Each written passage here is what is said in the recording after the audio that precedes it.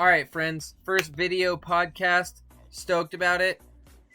I want to talk about a few different things that we're looking at in the markets today and just make up for the podcast I missed earlier. Now that I got all the video stuff up and running and the sound's all good, we're ready to go.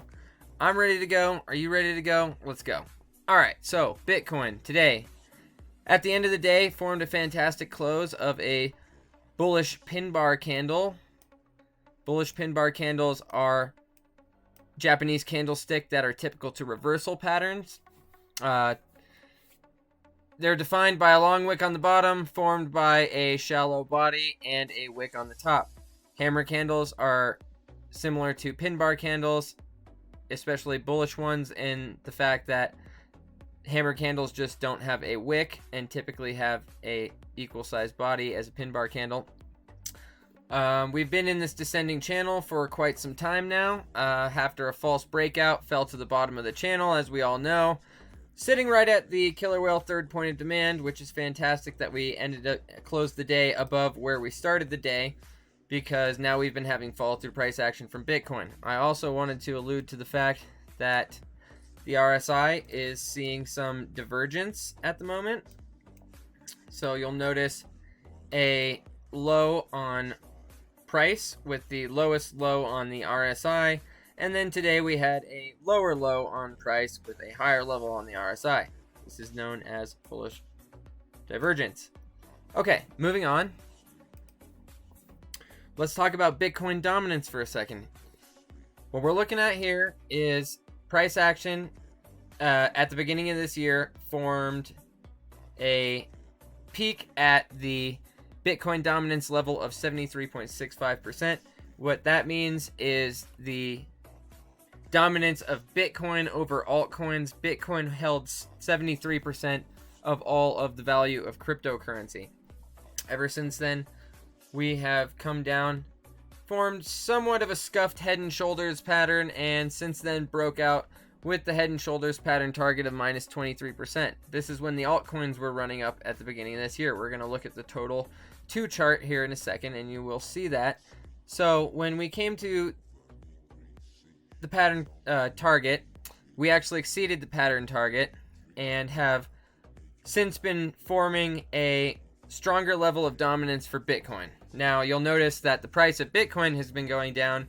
That does not mean that Bitcoin's dominance cannot go up, because the level that Bitcoin dropped was not the same level that altcoins dropped. Altcoins dropped much more heavily than Bitcoin in this recent capitulation.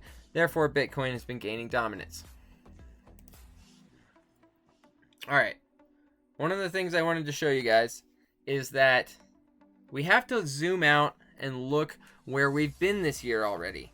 So one of my favorite cryptos to hold this entire year has been KCS KuCoin Share. And the reason being is because when I entered around 66 cents at the beginning of this year, after that we've seen a price rise.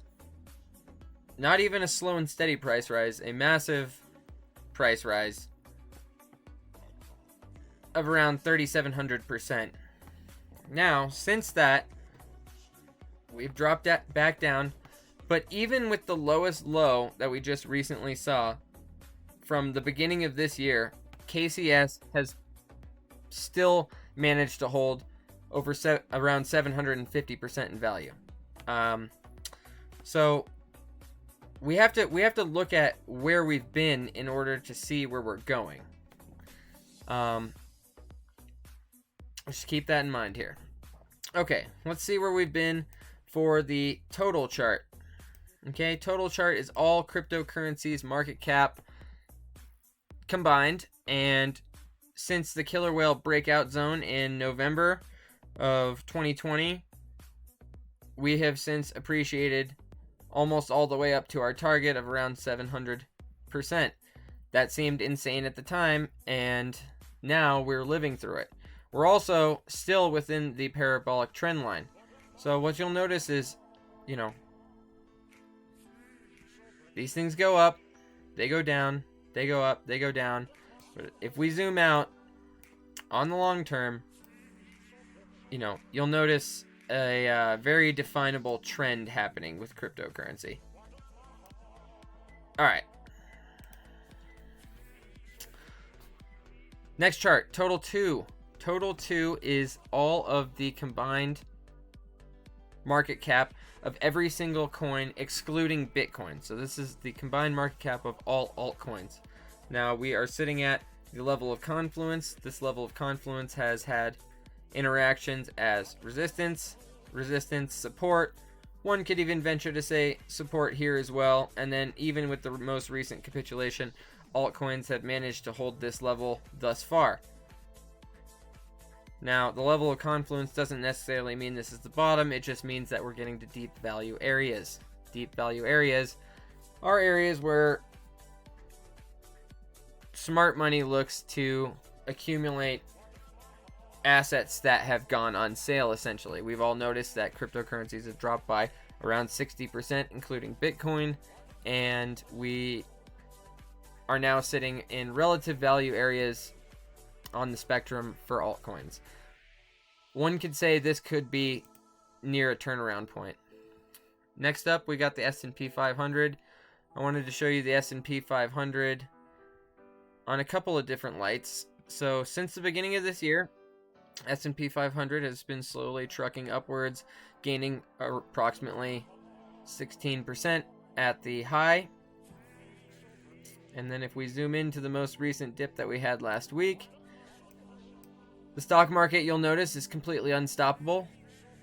Had a week-long capitulation, and then on the candle open of Monday, saw a bullish engulfing candle closing a gap, and today follow through price action. 1.22% up on the day yesterday, and combined at the close, around 1.75% up on Tuesday. So now what we're looking at is the top of the S&P 500 previous all-time high, which was May 21st. So about a month ago. We have just eclipsed that with today's candle. Most likely, if there is again follow through price action, we could be eclipsing all-time highs for the stock market yet again. All-time high, all-time high, all-time high. I mean, you can just keep going back all the way to the COVID lows.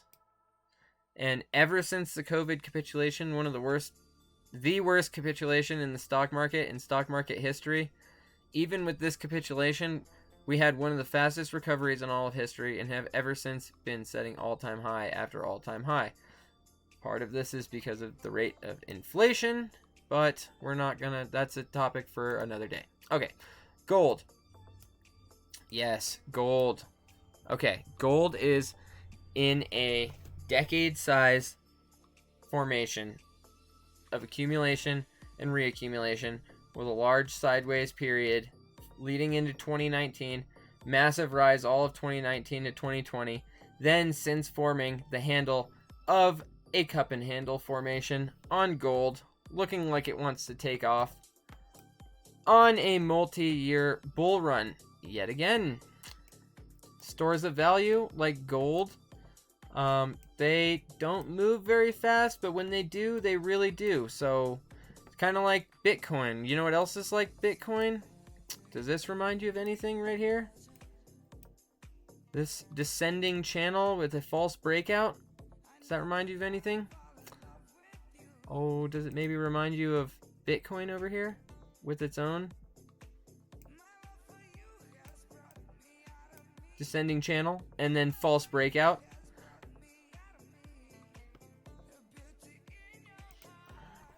Okay. Let's talk about some stocks for a minute. Talked about gold. Talked about crypto. Talked about some index funds, but now let's talk about some stocks. Apple, very precarious position.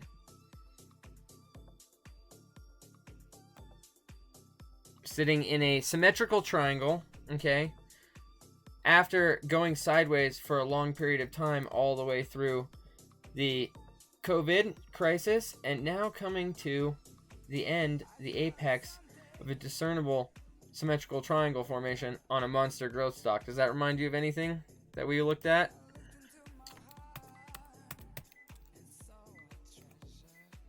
Anyone who can see the Elite Charts channel on our Discord by being a premium member or elite member will remember that I posted a chart right when Elite Bittrex came out. This oval is exactly where Elite Bittrex came out, and we're looking at a similar formation, a descending triangle, which is typically a bearish pattern, except for it's on a monster growth stock that's been bottoming at the same level for over a year, and then formed a double bottom to only continue to the upside and continue its growth.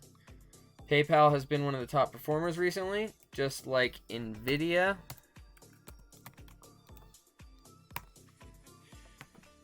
My God, Nvidia today closing at its all-time high, just about rallied all the way into its all-time high through the course of today. Monster growth stock. It's a money-making machine right here. It's not as fast or exciting as some of our favorite money-making machines, but Nvidia, very good. Let's look at some rogue stocks, or at least one rogue stock. One of my favorite plays of this entire year so far. Water opened a position for 5,000 shares at an average of $1.24, and since has appreciated 32% in value, closed out 2 different times at $1.44 for 500 shares, and then $1.63 for 500 shares. Next target, $1.79. Target after that, $2.44, and swinging for the fences around $4.12. Been in accumulation for an extended period of time, forming a double bottom pattern and crossing the killer whale. Third point of demand. We're going to either ride this baby all the way to the top or stop out at break even. This is a fantastic one. I recommend looking into it. I wouldn't recommend getting in right now because it has been appreciating so much, but it probably, if I could venture to guess, would do something like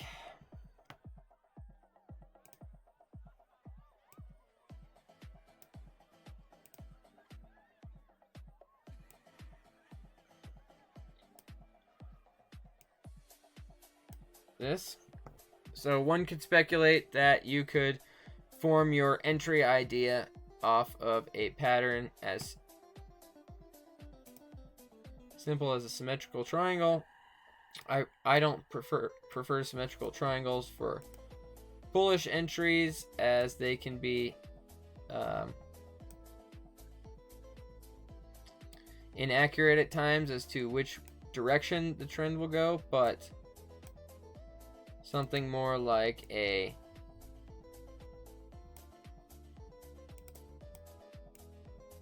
descending triangle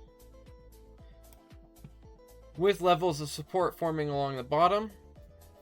This is where an entry area could be, or around the breakout area, which is approximately 60 to 70, 50 to 70% of the way through a triangle pattern is usually when the breakout zone comes. So one to keep your eye on.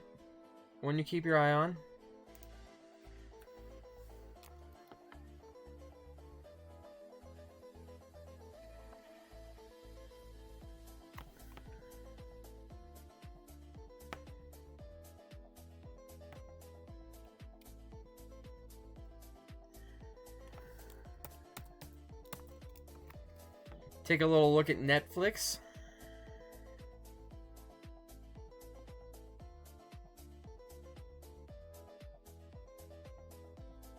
Maybe. Oh yes, Netflix has been looking very tasty as well.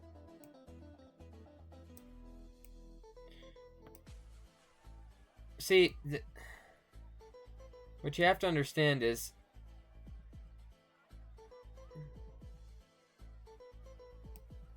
all of the analysis comes from traditional markets.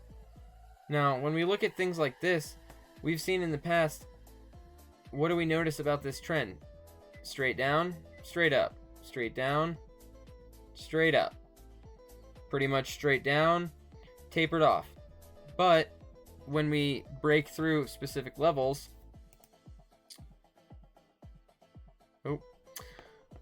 well, you know what? I think I'm going to cut it off right there. You guys, it's been awesome. It's been fun. It's been real. It's been real fun. Stay strong out there, because all we have is time, and investing is about time. It takes time to learn, takes time to master, takes time to be patient and wait for the outcomes that you look for, but we have to be realistic about the time frames that these can take, and we also have to be realistic about when we actually got into the markets. You know, for some of us, it's been longer than others, and for the new people, you just need to understand that you're at the very beginning of your process, and it takes years and years. You know, I opened my first business with GE stock that my grandmother left me, and that was 10 years ago. So I've been playing around for 10 years, and just now getting to the level that I'm comfortable to be able to talk with you guys and influence us and put us all on the right path. But just know, crypto's fantastic. It's awesome. It's changing the world. It's going to change the world. But just know that there's many other things out there, like gold, that you can store your value in. You can hold it. You know, there's stocks. You can be a part of many different types of markets. You know, you can play around with Forex. You know, I wouldn't recommend that, but unless you're, you know, using proper stop losses and techniques. There's just commodities, you know, oil, all kinds of different things. But I'm just here to show you that we can all put our minds together, and we can all start to conquer this as one killer whale unit. And I freaking love you guys. Peace out. I'll talk to you next time.